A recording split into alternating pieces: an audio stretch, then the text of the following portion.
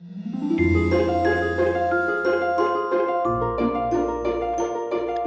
welcome. Hi, Roland Denzel. Nice to see you. Nice to see you.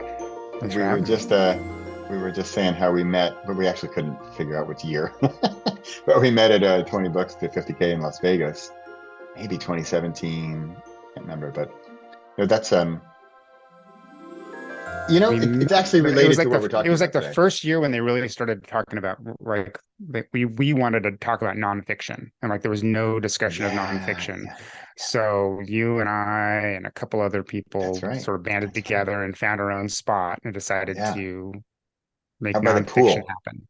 Yeah, yeah. Yeah, I remember that so clearly. You know, so what I just okay, to what we're going on today, I want to talk about, but I want to come back to the pool and come back to Las Vegas.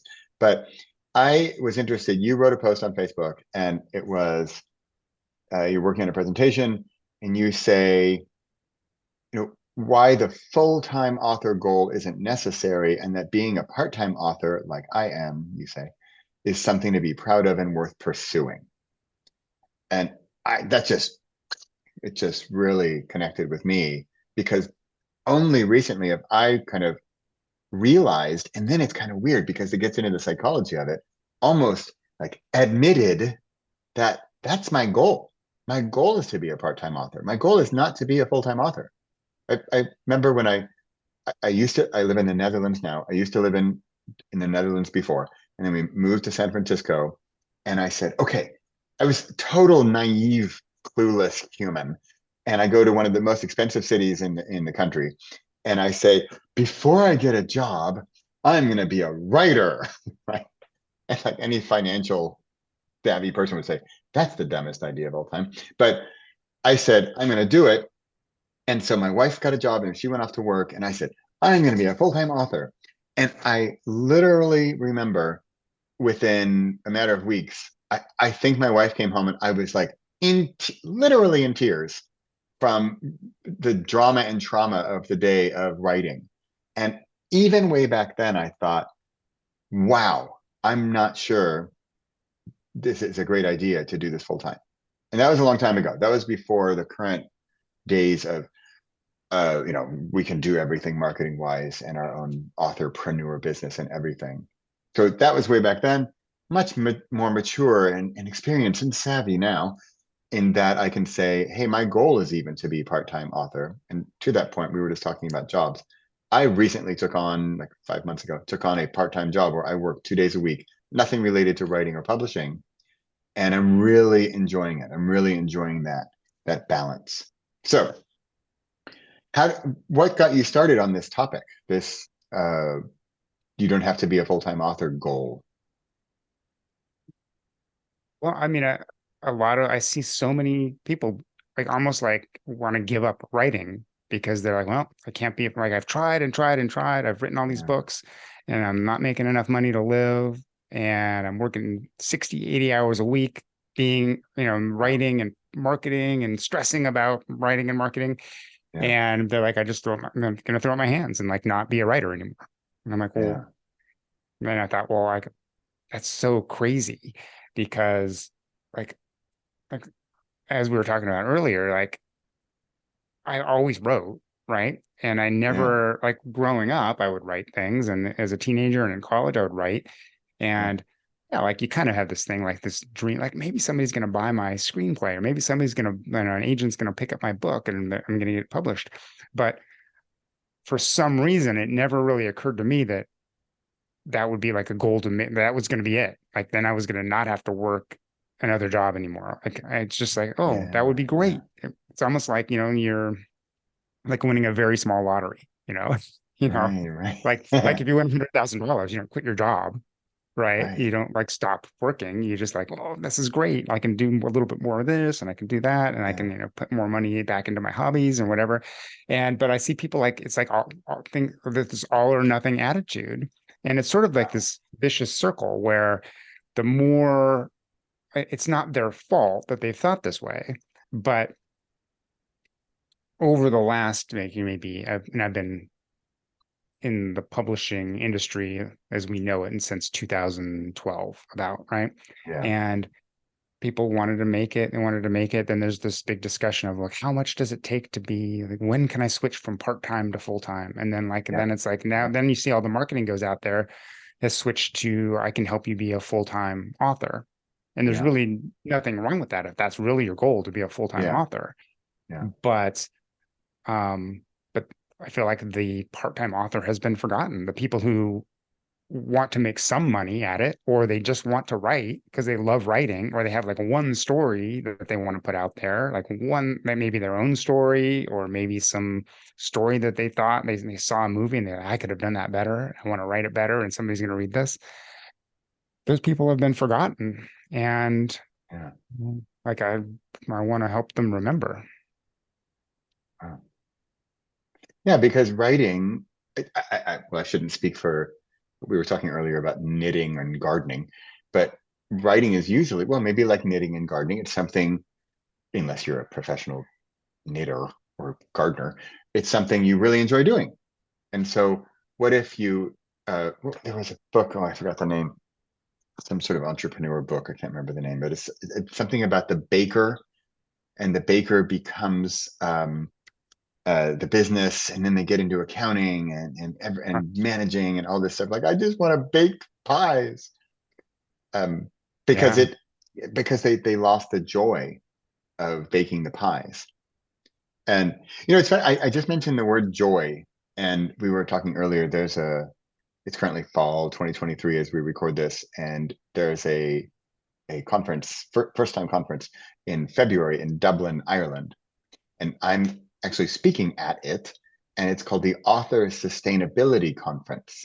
And my talk is going to be about, I mean, everything's just kind of sustainability related, and not sustainability like the earth and trees and air, author sustainability. So how can we keep doing this? How can we not burn out and not go crazy and not be overwhelmed? And I'm one of my talk is called, I can't remember the title, something like bringing the joy back into your writing or into your writing life, and finding that joy and finding it or refinding it if you've lost it. And that's yeah, kind of, and one of the ways I found it is like, I just took this part-time job, which has nothing to do with writing. And it's, for me, it's 2 days, it's only 2 days a week. And then guess what? This weird side benefit, I kind of didn't, I mean, if I thought about it, I would have expected it, but my now 3 days of authorpreneurdom, of my writer career self, is much more efficient and effective, and frankly more fun because it's more focused. And it's not like, oh, I have 5 days to do everything, oh, I'll get to it, and chaos and overwhelm, and who knows when I'll get to it. And because it's, what is that saying? It's like, give the busy guy the task, and they'll get it done. oh yeah, I've heard that. Yeah, Yeah.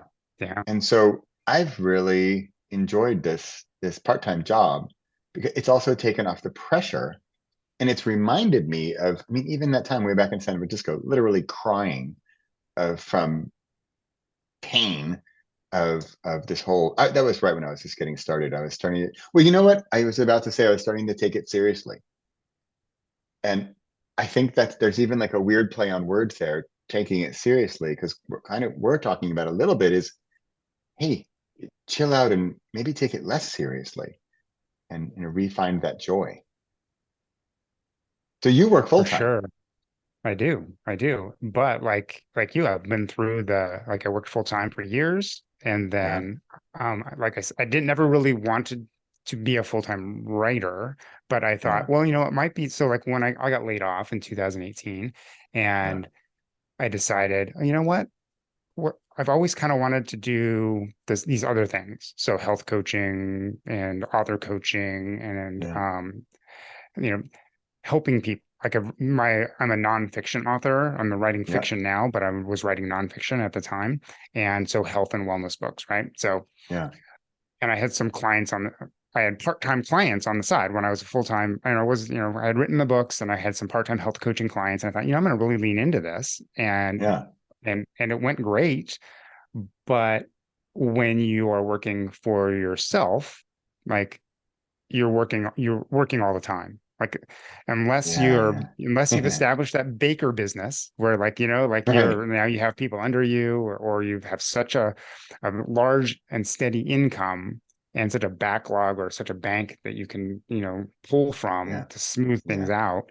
You're constantly working. You're constantly thinking about, where's my next client?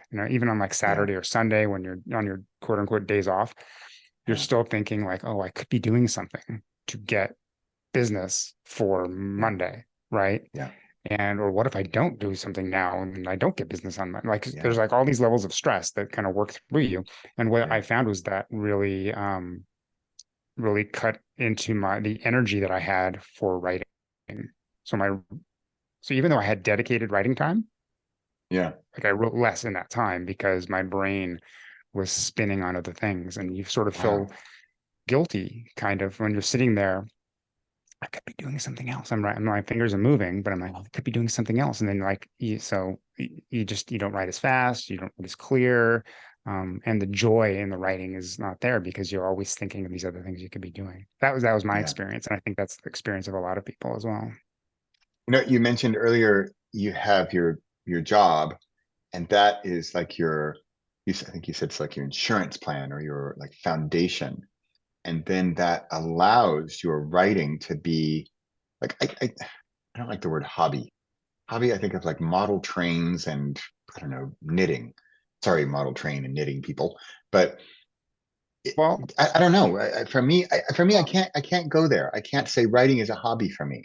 I think I'm too deeply writing is too deep in my heart to say Well, that. you I don't think of know. it Is as that think of it as a spectrum. So is writing your hobby, is writing your art. So like, my uh mom she was a painter, right? She painted every yeah, day, right? I don't think yeah, she really counted it as her hobby. It was more like her art. But in a way, like what is the difference between a hobby and an art when you're not trying to make money out of it? You're just trying to have fun with it. You're just, yeah, yeah, yeah, have yeah, the joy, like the difference between hobby and art in that regard, not art like, oh my God, that's art, and that's a hobby. yeah, Like, but I mean, yeah, like if yeah, you're a hobbyist or an artist, right? What's the difference? I don't know. That's for everyone to decide. But both of them bring is focused on the joy and the fun of doing it, yeah, right? Not yeah, yeah, the making the money part, right? yeah, yeah, yeah. I Yeah. like that. I like the word art. You say art instead of hobby. I know you're not saying use one or the other, but Yeah. it's funny because I do feel it. I feel like, no, you can't call what I do a hobby. I can't do that. Because But clearly I still am not over completely, right? I still, yeah, like you yeah, yeah. say, we all have that dream, But I guess. there's also the danger, I guess, if you think about as art as like there are those people that are like, like there's always the book has to be perfect and like so there like it can Right. be so there's a spectrum of that level too. Like if you're going to be a fiction a literary fiction author and like you want every line of prose has to be perfect and it's more Right. about the words than it is the story, like there's those people, Yeah. right, where it's Yeah. like an art, right? And then there's other Yeah. people who are like I want to write found family vampire and fortune tellers and Right. on like Buffy and the Vampire Slayer levels Yeah. of comedy with like love and angst and stuff like that, right? So like but like so like my art is a little bit different than somebody else's art. Yeah. But Yeah. then on my nonfiction, like my art is that I want to write in such a way that it makes people laugh and be touched when they're learning Mm. about health and wellness, right? Like I don't Yeah. just want to hear book of facts. Right. I want it to have stories that they go, oh, that's me too. Like, oh, this Yeah. person that I can see myself in this, and that it's I can feel the pain or the angst in this writing, and that's helping me lose weight or move Yeah. more or go out and try to find my happiness somewhere. Yeah. Wow. Yeah. You know what I hope But to share with people. this insurance policy you were talking about, right? Yeah. Yeah. I don't think I answered your question. So you're 2 days a week, right? Yeah. So that brings in a certain amount of income, Yeah. right? So that's Steady. one. So Right. it's steady, right? So it smooths out the ups and downs, Yeah. right? Yeah. So even people who are freelancers, like let's even take whether you're a full-time or let's take whether you're an author out of it. It's like if you're a freelancer and you're doing things, you still have to find clients, right? So you still Right. have this ups and downs because the season it's seasonal maybe, right? Yeah. Yeah. People don't buy if you're a book cover artist, right? People don't Yeah. buy book covers in certain seasons. They buy more Yeah. in, other seasons. So having this part-time job that's not a freelancer type of job, right? Yeah. Gives Yeah. you this steadiness, right? Yeah. And it's also an insurance policy, kind of when things go down. But and the benefit, I think, to having this steadiness, the smoothing out, is that you are more energetically available even on the days when you're not doing that Yeah. Yeah. to write or put your time into the things that you're passionate about. Yeah.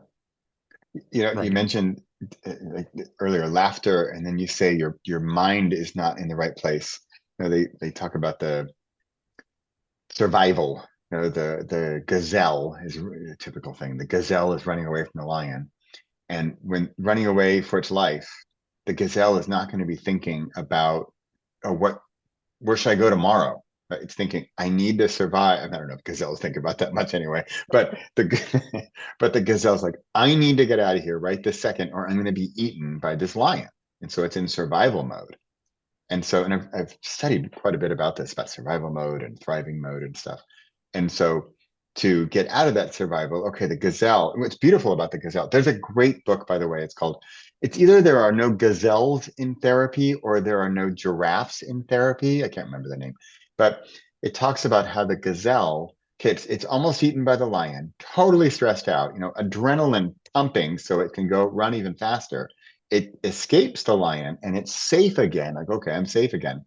And apparently there's something like just a matter of minutes before its whole body readjusts. And now I'm a chill gazelle again, munching on grass. I'm sure, I'm watching for the lions, but I'm not all stressed out anymore. And the point of this book was that humans, we can't do that, or if we can, it's difficult, but we can't just say like, oh, I can't pay rent this month, or oh, I need a new client, or oh, I'm worried about 10,000 other things.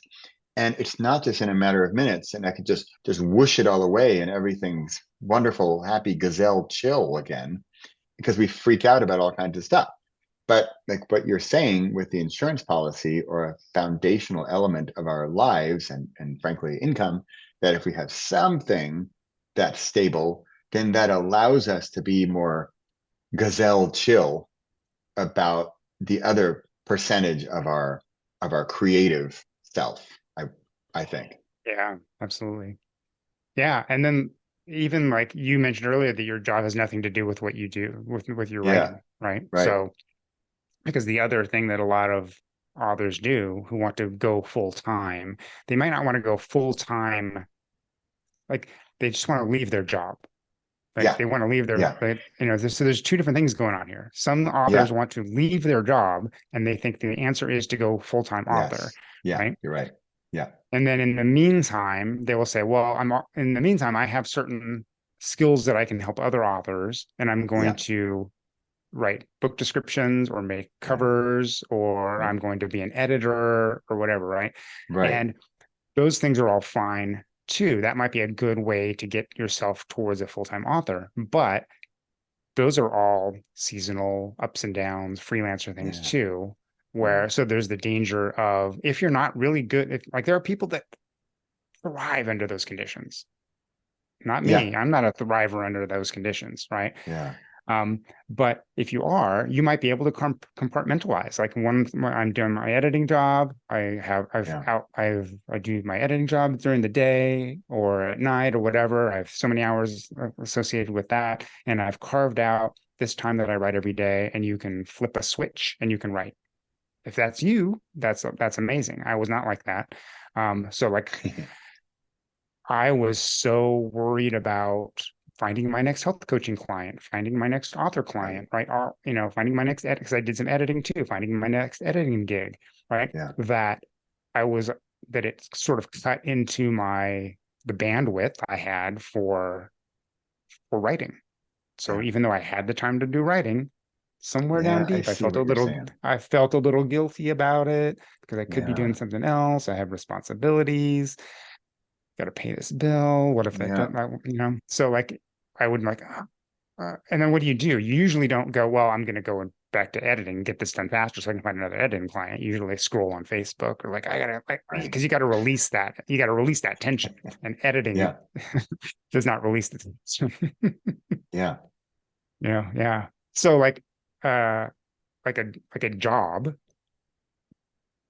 can, right? Yeah. Because you have outsourced the finding the client to the employer, right? So like Yeah. they're giving you the work, Yeah. and that takes some of the pressure off, right? You might Yeah. have this, you might sign in at the day, and here's the tasks you need to do for the day, or there's all Yeah. sorts of different jobs. You could work at Starbucks or something like that, where you just get like, you have to show up, and yeah, it could be stressful, it could be tiring, but it has nothing to do, like, it's at the end of the day, you can say, oh, my day is done. And yeah, I'm physically tired. Maybe I don't want to be at a standing desk. Maybe I want to be at a sitting desk, but my mind is now available to write. Yeah. Or in the morning, an hour before, 2 hours before I have to start at Starbucks, my Yeah. mind is available to write because Yeah. I don't have to feel wonder where my next dollar is coming from. It's Yeah. coming from the place where I'm going to go and Right. do my time clock. Right. You know what I found also? This is my first job, by the way, in literally decades. And so it's quite a shock to my system. But I got to say, I'm liking it because also when I'm at this job, again, which has nothing to do with writing or anything, and I just like do my job, and it's not terribly intellectual. It's pretty easy and kind of fun. And so what I find, and I can't write, right? I'm not like at a laptop. I can't do writing stuff. But in a way, that's even better because then I'm thinking of all this stuff. But if I have 100 thoughts in my work day at my day job, then, well, I'm not going to remember all 100. But in a weird way, that's a good thing. Because let's say if I were at home or doing my regular writer self and I have 100 ideas, oh, I probably got them in like 3 different notebooks and I've got them in my 4 different Asana, worksheets. And I've started a chapter on one and a podcast episode on the other. Whereas if I just have the 100 in a space where, Bradley, this isn't your writer self, this is your day job self. So have a good time with the writerly thoughts, but keep it light. And so of the 100, what if I come home with one like survives the day? And I'm trying to put this in a positive tone because I do feel it in a positive tone. When I'm having the 100 thoughts, I don't feel like, dang it, I lost 99 of my great ideas today. I think, no, I've filtered out 99 of the junk and I have one left over, the only one I remember for all day. And oh, that's a good one. Yeah, I'll go work on that tonight or tomorrow morning. And it's really just a mindset shift of, am I going to see this as positive or negative? But also because you mentioned the day job that, oh, I just can't wait to leave, because you do hear people say, I hate my day job. And that's one thing. And I respect them, and they probably do. I don't, right? And that was also my goal. I took a job that I kind of thought, oh, that'll be kind of fun or weird or funny or different or whatever. And it's not stressful. It's not some high level crazy thing. I kind of took it to get out of the house. I kind of took it to get away from my author self, because it's really cool we're having this conversation, because I'm like one of your students almost, right? One of your case studies about, um, I You was have no full-time idea. author, right? I I was a full-time author and thought, this is too much. I don't even want this. And that's, well, there were many reasons why I took this job, but um I didn't even realize how much I was disliking it until I got away from it. Yeah. Yeah. So first, like, I kind of lit up when you said filter in your last section, when you said like all these ideas, and like the best Yeah. one is like filtered through, right? I try to think of everything as in a coffee metaphor, right? So Yeah. filter, but also like to keep like the cream rises to the top too. Like, so like at the end of the day, it's like you've got like, I have all these Yeah. ideas Yeah. and Yeah. like I do think that, okay, having gotten up in the middle of the night to write down my ideas only to find out that they were lousy, right? Right. I do find That's fun. that the good ideas you think of on routine, more regular basis, they kind of come back to you. So like the Right. ideas that I Right. end up like when I'm driving home, I'm thinking, you know what? I remember I thought this morning this is a great idea. I'm thinking about it again. Now it's Yeah. sticking with me. Now I Yeah. feel like it's worth it. And I like Yeah. Yeah. I'll Yeah. pull over and write a little note because like, oh, it's fleshed out. Yeah. And so I feel like could you lose an idea? Yeah, I mean, if you think of it as an idea that's so great, there's nothing wrong with with like keeping a little notepad next Yeah. to your desk at work, Yeah. or and like when you think of an idea, just jot down the note, and at the end of the day, you're gonna go, oh, that sucks, it sucks, it sucks, it sucks, Right. it sucks. Why did I Yeah. think that was funny? Right? And then like, Yeah. oh, but this one's good, and you circle it and you move on. But like just having that, like if you're afraid of losing an idea, just having a Yeah. way to keep your idea somewhere is freeing as well. It takes that stress Yeah. off, right? Yeah. Yeah, Nice. I like that. Freeing. yeah, yeah. And trying to bring this into it's weird. I feel like we're trying to defend the idea of this part-time author, you and I here, right? Because it's something. I mean, you're the one who started with the post, but I hear it a lot too, and read it in all the groups. Oh, I'm almost there, or one more X Y Z, and I can finally go full time, quit my day job. And part of me is like, okay, yeah, I get it. Maybe I just feel like I've been there, done that, and I see, and I don't want that anymore. And by the way, by full time, I don't mean I am rolling in millions of royalties by any means, right? I mean, I'm like scraping by, working my butt off, right? And Because you can so I be think, a yeah, full-time grocery store checker too, right? And like you're yeah, not like rolling in the dough. So like right, full time right, is right, the amount of time. Like there were some people in the comments, they deleted their comment, but it was like somebody like went off about being full time. Like I'm a full time author, but I'm also a full time this, and I'm also a full time that. And I go, well, you can't be a full time at all those things. right, It's right. like the mentality was different, right? Yeah, yeah, Um, so like I don't know, like I grew up. My favorite authors growing up.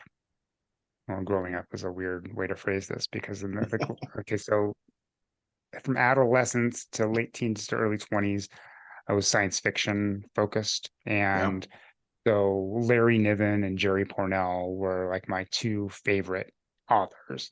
And they both did other things too. Like they were yeah, yeah, professors, they they did stuff for NASA, they like consulted for you know um JPL. Like they did these other things. And yeah, like yeah, right? So they weren't they it seemed like at some certain point their books probably took off to where they were making it. They could have just lived on their right, right, but at first they didn't. Stephen King, full-time author, right? He started yeah, early, he made hit it big, right? But so many books that we probably love, right, were written by people who were doing other things too. yeah, yeah, yeah, Yeah. yeah, yeah. That's And interesting. another thing to remember is like we think of like if you think back at all these people, these authors that have stood the test of time, right? Yeah, Right? They in the olden days, you were not a published author until like if you didn't like make it big, like the book kind of went away, like went out of print, stuff like that, yeah, right? So like yeah, we only, see the ones that are the cream of the crop. What about all the ones yeah, that wrote yeah, books and like they were a hit that year, but they only wrote the yeah, one book or they wrote two books and they went back to teaching or whatever, or they were still teaching and they're happy and they're like they always have those three books, that yeah, yeah, trilogy that they wrote on their shelf, and they're yeah, super happy with that, but that's what they wanted to get out. That's what they wanted yeah. to do. Right. And they did it. I think that's I'm looking at the time and I'm trying to, I should wrap this up, but I think that's really an interesting concept you just brought up. The idea of that one author wrote 3 books, and that was fantastic, and they were popular or not, or who cares. But those were the 3 books that he or she needed to get out, and did it, heck, and maybe moved on. And maybe their goal isn't also to become a full-time author. I think this brings in a whole different sort of level of what we're talking about, because I keep thinking, oh, I have to be some time author. It's either part or full, right? Aren't those my only options? But of course not. As it's so funny. It's like we're talking about this and I'm thinking, no, of course not. I could write the 3 books that I have in my heart, and I write them and I'm done. And now I'm going to be a knitter again, right? Or Yeah. or a gardener or what, or I'm going to, work at the company or whatever. And I got those things done, but I don't think, oh, I need those 3 books to succeed so much that I can retire forever and do nothing. No. Why do you want to write them? Do you want to, usually I find, especially artists or writers, we want to write them because we just have this story we just have to tell. We just have to get it out of us. And ideally we have joy in doing that. Yeah. Yeah. Well, it's interesting if you think of, I mean, there's 2 buckets. There's nonfiction and fiction, right? Yeah. Yeah. Let's take memoir out of the picture because it's sort of Okay. indifferent. But a lot of nonfiction authors have like 1 book they want to write, or like a couple of Yeah. books they want to write. Yeah. But Yeah. and I don't know that they like. I I was a health coach for a long, and I wrote 6 health and wellness books, right? Yeah. Yeah. I I'm kind of like, well, I do have some ideas for other things, but I'm writing other stuff. So like, I never thought, oh, I'm gonna try to be a full-time health and fitness Okay. author. Okay. Yeah. I Yeah. Yeah. thought I want to write, I'm a health coach and I want to continue to do that. And here are Yeah. my books that I can give to Yeah. my Yeah. clients, Yeah. I can sell to my clients, I can use to, I can, a reader, many readers of my books found me and hired me as their coach. So like Okay. Right. Right. There they're you go. right. Right. Yeah, I had a Yeah. health membership, or still have this health membership, right? And so people would read the books and they would come join our email list, and then they would, Yeah. join the membership and, become personal clients or group clients. It's like, Yeah. that's one other reason there. Like, I didn't want to be a full-time health and fitness author, Yeah. Yeah. right? Yeah. Yeah. Yeah. Yeah. Wow.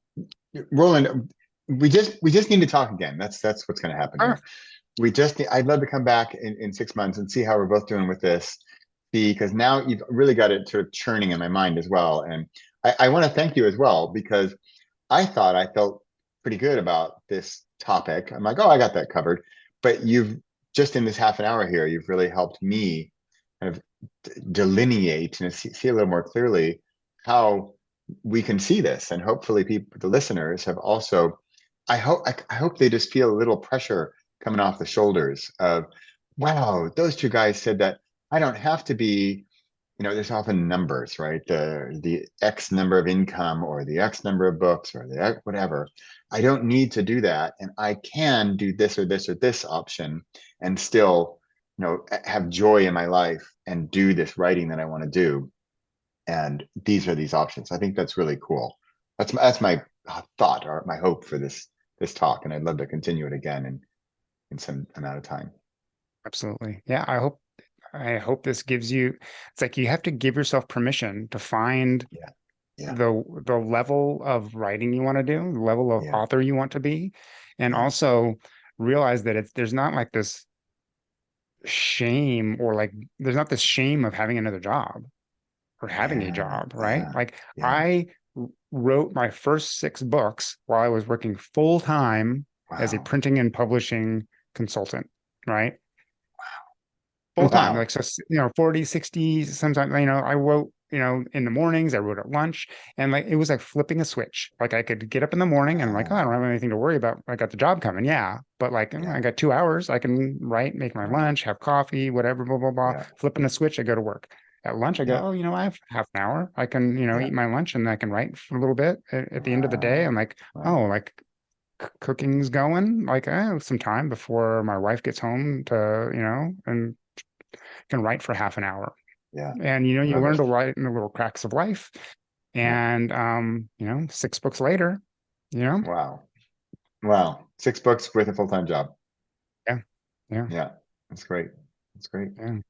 Roland, it's been a pleasure. Thank you so much. You really, truly, it really feel like a Had lightness fun. even in my own self. So I'm thank you so so much glad. for I'm that. so glad. I'm so Yeah. glad. And I'm Yeah. looking forward to, you're going to do a presentation on this at some point. And where can people find out more about you and your, and what you're up to these days? Yeah. Well, you can find me at indestructibleauthor.com. I And like that.